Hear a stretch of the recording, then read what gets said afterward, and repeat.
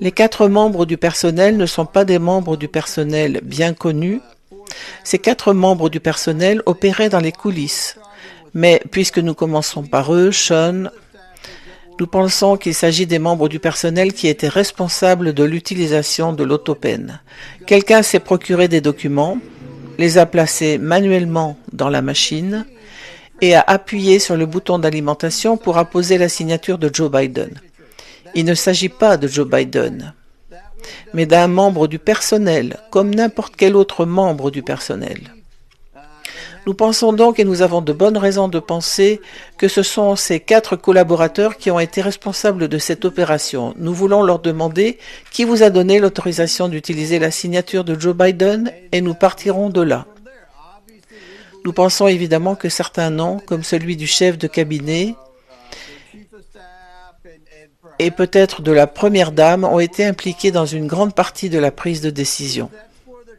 Si c'est là que mène la piste, nous les ferons intervenir également, mais nous obtiendrons des réponses à toutes les questions auxquelles tous les Américains ont droit. Mais encore une fois, nous allons voir où mène la piste. Nous avons suivi l'argent.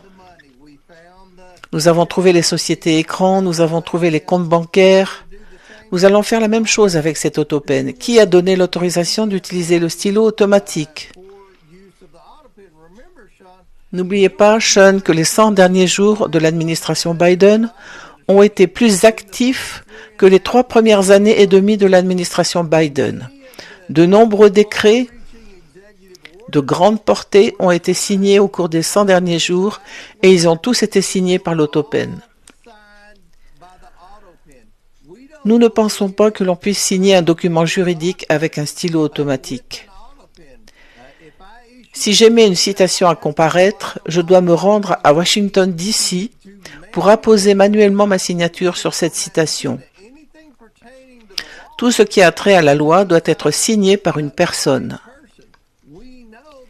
Nous savons que l'autopen, ce que je peux vous dire ce soir, c'est que les 4 membres du personnel à qui nous avons demandé de venir pour des interviews transcrites ont tous pris un avocat.